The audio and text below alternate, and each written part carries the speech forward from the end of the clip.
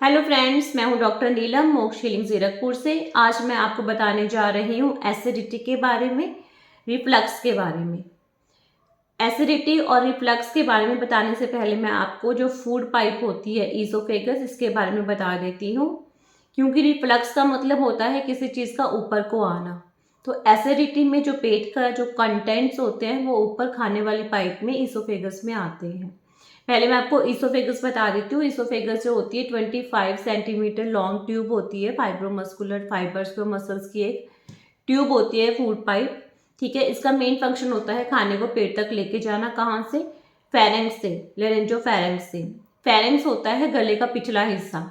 नाक से सांस लेते हैं, पीछे जो हिस्सा होता है उसको नेजोफेरेंक्स कहते हैं, क्योंकि वो नाक से रिलेटेड होता है। मुंह से हम लोग खाना भी खाते हैं और सांस भी लेते हैं। जो इसके पीछे का हिस्सा होता है ओरल कैविटी है, तो ओरल फेरेंक्स।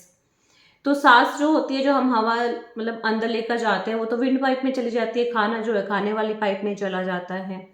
तो नीचे होता है हमारा लैरिंक्स, मतलब लैरिंक्स जो वॉइस बॉक्स होता है जहाँ से आवाज़ आती है। ठीक है, तो इसके पीछे जो फेरेंक्स होता है, गले का जो हिस्सा होता है, उसको लेरेंजोफेरेंक्स कह देते हैं। ठीक है, और जो ये खाने वाली पाइप होती है, फूड पाइप होती है, इसके ऊपर होता है एपिग्लॉटिस।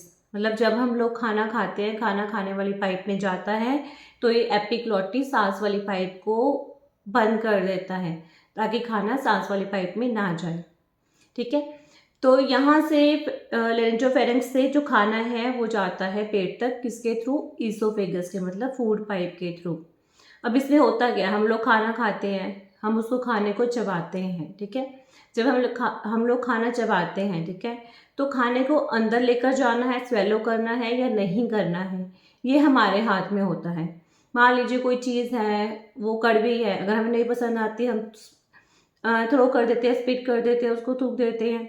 लेकिन अगर हमने एक बार स्वेलो कर लिया तो फिर वो हमारे कंट्रोल में नहीं होता है। क्योंकि जब हम लोग खाना चबा रहे होते हैं, तो इसकी जो मसल्स होती है मुंह की और गले की, इसकी वजह से जो है खाने वाली पाइप का ऊपर का स्फिंक्टर खुलता है। जो खाने वाली पाइप होती है फूड पाइप, उसके ऊपर एक स्फिंक्टर होता है। स्फिंक्टर होता है मतलब गोल सर्कुलर मसल्स, जो कि ओपनिंग का काम करती हैं। पाइप के ऊपर एक कवरिंग का काम करती है, जो खुलती है और बंद होती है। जब हम लोग खाना खाते हैं तो ये खुलती है, रिलैक्स होती है, अदरवाइज से बंद होती है। तो इसका जो खुलने का जो इसका फिगर का जो स्फिंक्टर होता है ऊपर का, जब हम लोग खाना चबा रहे होते हैं तो उसकी सेंसेशन की वजह से ये स्फिंक्टर खुलता है। बाकी जो होता है नर्व से रिलेटेड होता है, मतलब हमारे ब्रेन से रिलेटेड। ठीक है, और खाना जो है चबाने के बाद हम लोग निकलते हैं, उसके बाद फिर इनवॉलेंट्री होता है, हमारे हाथ में नहीं होता। लेकिन हाँ, जो ये फूड पाइप होती है, इसके ऊपर टेस्ट बड होते हैं। मतलब जो खाना हम लोग खाते, कई बार हम देखा ना गले में खट्टा खट्टा लगता है, या हम कोई मिर्च वाली कोई चीज़ खाते हैं तो गले में भी जलन सी फील होती है, वो टेस्ट बड की वजह से होती है। क्योंकि फूड पाइप में भी ऊपर वाले हिस्से में टेस्ट बड्स होते हैं, जिससे हमें टेस्ट की सेंसेशन आती है। अब ये स्फिंक्टर खुलता है जब ये हम लोग खाना खाते हैं और खाना स्वेलो होता है, उस टाइम पे जो नाक का रास्ता होता है और फूड पाइप का जो रास्ता होता है वो बंद हो जाता है, ताकि खाना ना तो नाक में जाए और ना ही सांस वाली पाइप में जाए। और जब हम लोग खाना स्वेलो करते हैं, खाना निकलते हैं, तो ऊपर का स्फिंक्टर खुलता है, खाना खाने वाली पाइप में चला जाता है और ये स्फिंक्टर जो है क्लोज हो जाता है। अब जब खाना खाने वाली पाइप में जाता है, उस खाने की सेंसेशन की वजह से और ब्रेन की जो नर्व्स आती है, वहाँ जिस सिग्नल्स आते हैं, उसकी वजह से ये जो फूड पाइप है उसकी मांसपेशियाँ सिकुड़ती हैं, फैलती हैं, खुल ठीक है, मतलब कॉन्ट्रैक्ट करती है और रिलैक्स करती है। सिकुड़ती है मतलब टाइट होती हैं, और खुलती है मतलब रिलैक्स करती हैं। अब इसकी कॉन्ट्रैक्शन और रिलैक्सेशन की वजह से मांसपेशियों की खाना जो है आगे पुश होता है पेट की साइड को, है ना। और इसका जो है खाना पुश की ग्रेविटी की वजह से भी होता है। तो जब ये इसकी कॉन्ट्रैक्शन और रिलैक्सेशन की वजह से खाना आगे पुश होता है, जो मांसपेशियों की वजह से, तो नीचे जो फूड पाइप जहाँ से स्टमक से अटैच होते जुड़ती है, तो वहाँ पर भी स्फिंक्टर होता है, जिसको लोअर स्फिंक्टर कहा जाता है, मतलब लोअर इसोफेजियल स्फिंक्टर। यहाँ पर भी वही है कि गोल सर्कुलर मसल्स होती है, जो एक ओपनिंग का काम करती है। मतलब सारी मांसपेशियाँ इस हिसाब से कॉन्ट्रैक्ट होती हैं कि वो ओपन हो जाता है रास्ता और बंद हो जाता है। ठीक है, जैसे वॉल्व होते हैं ना, वॉल्व में अलग से दरवाजे बने होते हैं जो खुलते हैं और बंद होते हैं। इसमें मसल्स ही चारों तरफ से थोड़े से थिक होती हैं, वो इस हिसाब से सिकुड़ती हैं कि वो रास्ता बंद हो जाता है, रिलैक्स होती है सारी मसल्स इकट्ठी, तो वो रास्ता जो है, ओपनिंग जो है खुल जाती है। तो जब खाना जो है पेट में जाता है तो नीचे वाला स्फिंक्टर ओपन होता है, और जब खाना पेट में चला जाता है तो ये स्फिंक्टर जो है बंद हो जाता है, ठीक है।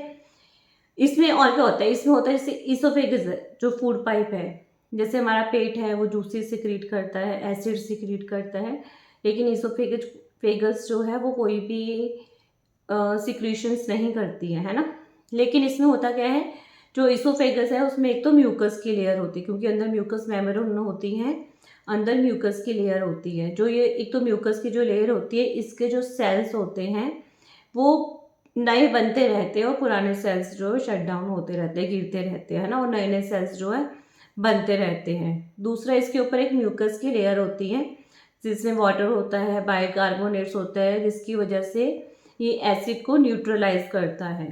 अब जैसे हम लोग खाना खाते हैं और सलाइवा जो है वो भी तो फूड पाइप में आता है ना, या अगर हम लोग खाना नहीं भी खाते, कई बार हम स्वेलो ऐसे ही सलाइवा को स्वेलो करते हैं, जो मुंह की लार होती है, तो ये जो है ये भी जो है जो ऊसोफेगस है, जो फूड पाइप है, उसकी एसिडिटी को न्यूट्रलाइज करता है।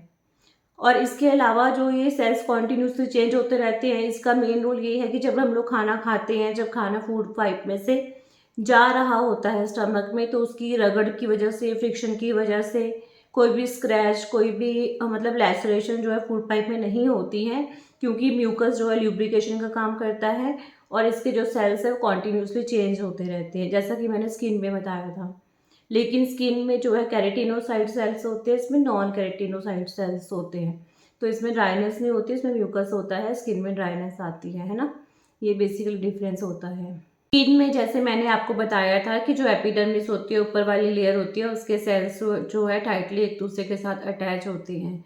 ठीक इसी तरह से जैसे इसोफेगस होती है, इसके सेल्स भी एक दूसरे के साथ अटैच होते हैं, क्लोजली अटैच्ड होते हैं, जिसकी वजह से जो हमारी जो खाने वाली पाइप है उसके बीच में से जो हाइड्रोजन है वो सेल्स के अंदर एंट्री नहीं कर पाता है।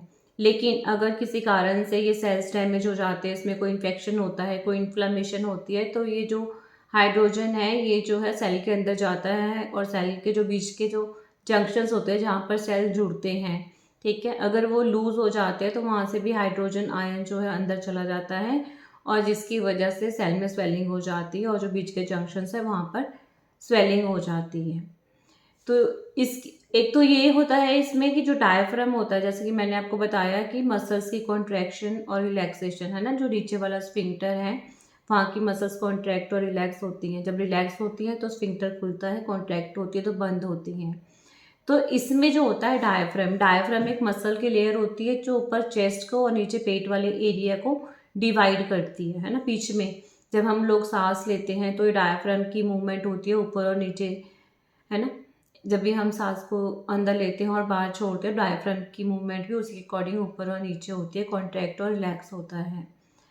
तो ये डायफ्राम की कॉन्ट्रैक्शन और रिलैक्सेशन की वजह से भी जो है लोअर जो ओसोफेजियल स्फिंक्टर है, जो नीचे वाली ओपनिंग है, मतलब ओसोफेगस की ओपनिंग में और क्लोजिंग में नीचे वाले स्फिंक्टर में डायफ्राम मसल का भी जो है रोल होता है। अब ये तो मैंने आपको बताया कि जैसे ओसोफेगस में म्यूकस होता है, ठीक है, सेल्स भी कॉन्टिन्यूसली डिवाइड होते हैं। अगर मान लीजिए कोई एसिड है, कोई इंजरी होती है, तो with in half an hour जो ये सेल्स है फटाफट से ग्रोथ करना शुरू कर देते हैं, उसको हील करना शुरू कर देते हैं। लेकिन इसका जो म्यूकस है और जो इसका जो एसिडिटी को न्यूट्रलाइज करता है, जो ये मैकेनिज्म होता है डिफेंस का, बॉडी का प्रोटेक्शन वाला, बट ये पेट से जो होता है, क्योंकि गैस्ट्रिक जो पेट होता है हमारा उसमें तो बहुत ज़्यादा एसिड होता है, मतलब उसके मुकाबले कम होता है, उतना नहीं होता। पेट में तो इसलिए ज़्यादा काफ़ी म्यूकस की मोटी लेयर होती है, मतलब ईसोफेगस में उतना नहीं है। अगर बहुत स्ट्रॉन्ग एसिड आएगा, लंबे समय तक बार बार एसिड आएगा, तो वो ईसोफेगस में इंजरी करेगा। तो जो एसिडिटी होती है, जिसको कि GERD gastro oesophageal reflux disease भी कहा जाता है, वो एक क्रॉनिक प्रॉब्लम होती है, क्योंकि पेट में एसिड होता है, ठीक है ना। और पेट का जब एसिड होता है ये बार बार लंबे समय तक कॉन्टिन्यूसली और फ्रिक्वेंटली खाने वाली पाइप में ऊपर को आता रहता है, तो वहाँ की जो म्यूकस मेम्ब्रेन है उसमें इंजरी हो जाती है, और जब इंजरी होगी तो होगी इन्फ्लामेशन। इन्फ्लामेशन मतलब सूजन खाने वाली पाइप की। लेकिन जब ये लंबे समय तक होता है तब भी एसिडिटी वाले लक्षण आते हैं, GERD होता है। मतलब जो रिफ्लक्स है, मान लो जो गैस्ट्रिक कंटेंट है, जो पेट का एसिड है वो खाने वाली पाइप में आता है, वो नॉर्मली भी आ सकता है और एबनॉर्मली भी। नॉर्मली कैसे? नॉर्मली ऐसे कि मान लीजिए कि हमें खाना बहुत टेस्टी बना है, खाना जो है बहुत ज़्यादा खा लिया, कैपेसिटी से ज़्यादा खा लिया, जितनी पेट की कैपेसिटी उससे ज़्यादा खा लिया। अब जैसे आपके घर मिक्सी होती है, हम ना मैंगो शेक बनाते हैं, मैंगो शेक बनाते हैं तो क्या बिल्कुल ऊपर ढक्कन तक उसको भरते हैं? नहीं, उसको हम खाली रखते हैं ना, 3/4 भरते हैं और 1/4 तो खाली रखते हैं। वो किस लिए खाली रखते हैं कि जब मैंगो शेक बनेगा, मिक्सी घूमेगी तो वो ऊपर को बाहर को नहीं गिरेगा। लेकिन अगर बिल्कुल जहाँ तक ढक्कन अगर हम वहाँ तक भर लें तो वो सारा मैंगो शेक बाहर गिर जाएगा। ठीक ऐसे ही पेट में होता है। जब हम पेट बहुत ज़्यादा भर लेते हैं, एक्स्ट्रा खाना खाते हैं, तो वो जो ऊपर वाला स्फिंक्टर है, जो ऊपर वाली जो मैं कह रही हूँ कि ओपनिंग है खाने वाली पाइप और पेट के बीच में, वहाँ की मसल्स ऑलरेडी रिलैक्स हो जाती है इतने डिस्टेंशन की वजह से, पेट के फूलने की वजह से।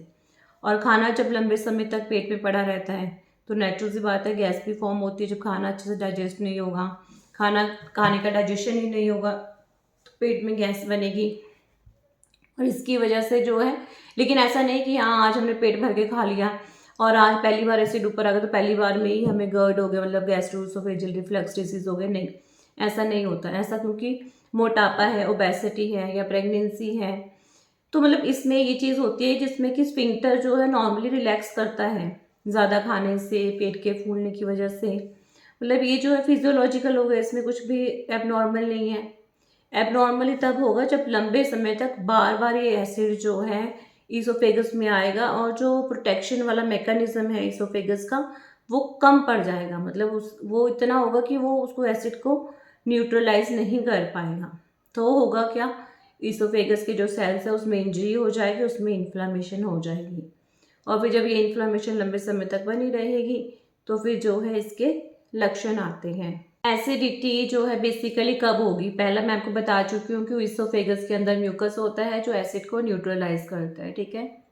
या तो ये म्यूकस जो है एसिड को न्यूट्रलाइज नहीं कर पाया। सेकेंड है कि जो इसके सेल्स है कॉन्टिन्यूसली जो है चेंज होते रहते हैं। अगर डैमेज ज़्यादा होगा और ये सेल्स की ग्रोथ जो है कम होगी तो जो है एसिड जो है इसके सेल्स पर इंजरी क्रिएट करेगा। या जैसे मैंने बताया है कि जो सेल्स है टाइटली पैक्ड होते हैं और वो जो जंक्शंस होते हैं सेल्स के बीच में, अगर सेल्स या फिर सेल्स के जंक्शंस में जो टाइटनेस है वो एसिड की वजह से उनके ऊपर कोई भी इंजरी आती है तो जो हाइड्रोजन है वो सेल्स के अंदर जाएगा, सेल्स को स्वेल कर देगा, उसके जंक्शंस जो एरिया है बीच का उसको स्वेल कर देगा। या फिर जो स्फिंक्टर है, लोअर इसोफेजियल स्फिंक्टर है, किसी कारण से उसकी मसल्स वीक हो गई हैं, डैमेज हो गई हैं और वो रिलैक्स मतलब ओपनिंग जो है खुली रहेगी। रिलैक्स होने का मतलब है कि ओपनिंग जो है वो खुली रहेगी, प्रॉपरली क्लोज नहीं होगी। अगर मसल्स वीक हैं या डैमेज हैं और लंबे समय तक वो स्फिंक्टर जो है ओपन रहेगा तो जब भी गैस्ट्रिक में मतलब जैसे हम लोग खाना खाए, वो खाना पेट में गया, वो डाइजेस्ट होगा तो उतनी बार जो एसिड है वो ऊपर को आएगा क्योंकि ओपनिंग प्रॉपरली बंद ही नहीं हो रही है, वो प्रॉपर क्लोज नहीं है। तो गैस्ट्रिक का जो भी एसिड है वो ऊपर को आएगा, ठीक है। ये भी हो सकता है कि पेट में एसिड ज़्यादा बनता हो, लेकिन ऐसा ज़रूरी नहीं कि सबके पेट में एसिड ज़्यादा बनता है तो सबको एसिडिटी होती है। नहीं, अगर स्फिंक्टर अच्छे से प्रॉपरली क्लोज होगा तो पेट में अगर एसिड ज़्यादा भी होगा तो भी एसिडिटी के सिम्टम नहीं आते। क्योंकि एसिडिटी उन लोगों को भी होती है जिनके पेट में एसिड कम बनता है, ये ज़्यादा बनता ही नहीं, नॉर्मली जो होता है उतना ही बनता है, तब भी एसिडिटी के सिम्टम्स आते हैं। क्योंकि अगर बार बार खाना जो है पूरा पेट भर के खाएंगे तो पेट फूला रहेगा, पेट में प्रेशर ज़्यादा होगा और जो स्फिंक्टर है वो अच्छे से बंद ही नहीं होगा क्योंकि पेट का प्रेशर ज़्यादा है। ऐसा मोटापे में भी होता है, प्रेगनेंसी में भी होता है। या लंबे समय तक अगर हम फ्राइड फूड खाते हैं, स्पाइसी फूड खाते हैं, अल्कोहल है, स्मोकिंग है, इसकी वजह से जो यहाँ की मसल्स वीक होती हैं और ये जो स्फिंक्टर है वो प्रॉपरली क्लोज नहीं होता, रिलैक्स रहता है, थोड़ा सा ओपन रहता है। ये इसके अलावा जैसे जो स्क्लेरोडर्मा है या स्क्लेरोसिस है उसमें जो है थिकनेस हो जाती है ना, तो थिकनेस होने की वजह से जो इसोफेगस है इसकी मसल्स जो है थिक होने की वजह से प्रॉपरली कॉन्ट्रैक्ट और रिलैक्स नहीं कर पाती हैं। लोग बहुत ज़्यादा मेडिसिन्स खाते हैं और ये जो मेडिसिन्स है इसकी वजह से भी जो है साइड इफ़ेक्ट आता है। जो स्फिंक्टर है इसकी मसल्स जो है रिलैक्स हो जाती हैं, प्रॉपरली क्लोज नहीं होती। या अगर पेट में प्रेशर लंबे समय तक ज़्यादा रहता है तो जो प्रेशर के रिसेप्टर्स होते हैं वो भी स्टिमुलेट होते हैं। उसकी वजह से क्या होता है, जैसे हमारे जो ईसोफेगस होती है, फूड पाइप होती है, उसमें दो तरह के रिसेप्टर्स होते हैं। एक तो ब्रेन से सिग्नल लेके आता है जो कहता है कि फूड पाइप को, ईसोफेगस को, कि तूने कॉन्ट्रैक्ट होना है, तूने सिकुड़ना है, एसिटाइलकोलिन। और दूसरा होता है नाइट्रिक ऑक्साइड, ठीक है, वो कहता है कि मसल्स को रिलैक्स करना है, ओपन करना है। तो जो स्ट्रेच रिसेप्टर्स होते हैं, जब बहुत ज़्यादा प्रेशर पेट में ज़्यादा होता है तो वो ब्रेन को सिग्नल देते हैं, जिसकी वजह से नाइट्रिक ऑक्साइड ज़्यादा रिलीज होता है और उसका मेन फंक्शन होता है रिलैक्सेशन का। तो उसकी वजह से जो है स्फिंक्टर रिलैक्स होता है। और जब ये स्फिंक्टर प्रॉपरली क्लोज नहीं होता तो पेट में जो भी कंटेंट होता है, कोई भी एसिड होता है, बीच में एंजाइम्स भी होते हैं, जूसेस भी होते हैं, वो सब जो है ईसोफेगस में ऊपर को आते हैं। इसमें ये भी होता है कि जिसको लंबे समय तक एसिडिटी हो उसको बाद में जाकर हाइपरसर्निया हो जाता है, या फिर ऐसा भी होता है कि पहले हाइपरसर्निया होता है, बाद में एसिडिटी होती है। हाइपरसर्निया क्या होता है, एक्चुअली फूड पाइप जो होती है, खाने वाली पाइप, ईसोफेगस जो होती है वो डायफ्राम से जहाँ एंट्री करती है उसको हाइटस कहा जाता है। जब यहाँ की मसल्स रिलैक्स, नॉर्मली तो फूड पाइप जो है उस ओपनिंग में एंट्री करती है और ये फूड पाइप 3 to 4 सेंटीमीटर नीचे, डायफ्राम से नीचे जाकर फिर जो है पेट के साथ अटैच होती है, ओपन होती है उसमें। तो ये जब उस डायफ्राम की मसल्स जो है रिलैक्स हो जाती है, लूज हो जाती हैं, ढीली पड़ जाती हैं, और इस स्फिंक्टर की मसल्स भी ढीली पड़ जाती हैं, तो पेट जो है ऊपर को आ जाता है, उस हाइटस से, उस ओपनिंग से पेट जो है, पेट का थोड़ा सा हिस्सा जो है वो ऊपर को खिसक जाता है, डिस्प्लेस हो जाता है। अब जो ऊसोफेगस और जो पेट की ओपनिंग होती है वो प्रॉपर पोजीशन पर नहीं होती, क्योंकि पेट ऊपर चला गया है, डायफ्राम से ऊपर चेस्ट वाले रीजन में आ गया है। तो इसकी वजह से जो है हाइपरसर्निया की वजह से, इसको हाइपरसर्निया कहा जाता है कि पेट जो होता है एब्डोमेन से, मतलब स्टमक से नीचे वाले हिस्से से ऊपर चेस्ट वाले रीजन में डिस्प्लेस हो गया है, क्योंकि जो ओपनिंग है वो खुली थी, रिलैक्स थी, जिससे कि पेट ऊपर को इजी से डिस्प्लेस हो गया। तो ये होता है हाइपरसर्निया। अब इसमें ओसोफेगस और जो गैस्ट्रिक का जो ओपनिंग थी, जो जॉइनिंग वाला पॉइंट था, वो जो है मतलब नॉर्मल पोजीशन पे नहीं है, तो इसकी वजह से जो पेट का एसिड है तो वो तो ओसोफेगस में जाएगा, तो इसकी वजह से भी एसिडिटी हो जाती है। और अगर एसिडिटी हो, लंबे समय तक GERD हो, तो उसकी वजह से हाइपरसर्निया भी हो सकता है। तो इसमें होता क्या है कि जो पेट के कंटेंट्स है वो फूड पाइप में ऊपर को आते हैं, तो उसकी वजह से क्या होगा, चेस्ट में बर्निंग, जिसको हार्ट बर्न कहा जाता है, और ऐसे लगे कि खाना जो है बिल्कुल ऐसे लगे कुछ फूड पाइप में ही पड़ा हुआ है, डिस्पेज, मतलब कुछ भी स्वेलो करते टाइम हमें दिक्कत होती है, हो सकता है पेन भी हो। वो डिपेंड करता है कि एसिड की वजह से आपकी जो ओसोफेगस है, जो खाने वाली पाइप है, उसमें कितनी इन्फ्लामेशन है या कितनी इंजरी हुई है, वो डिपेंड करता है, उसकी वजह से पेन हो सकता है।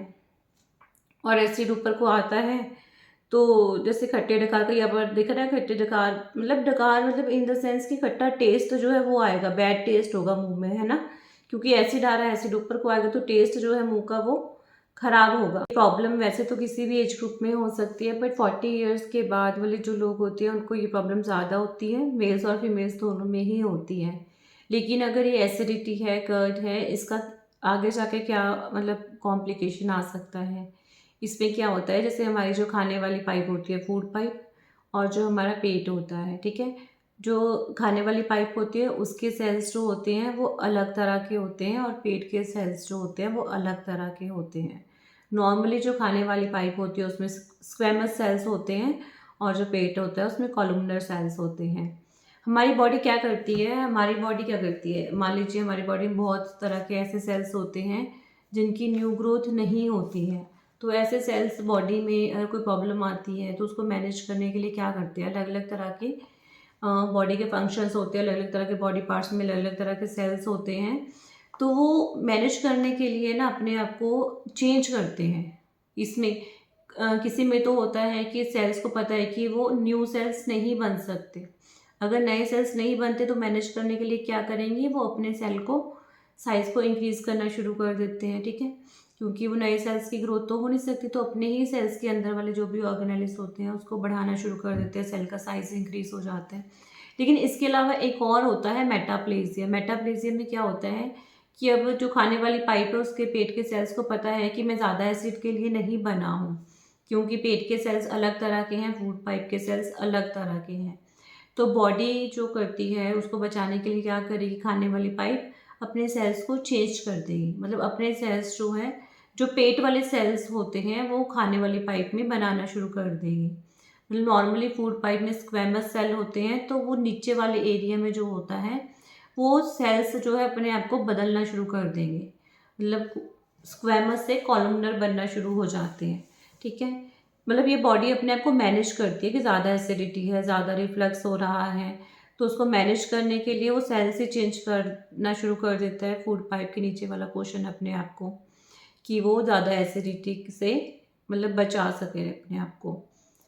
अब इसमें होगा क्या, क्योंकि बॉडी का लेवल है ना अपने आप को बचाने का, मैनेज करने का भी तो एक लेयर सिस्टम है कि वो कहाँ तक मैनेज कर पाएगा।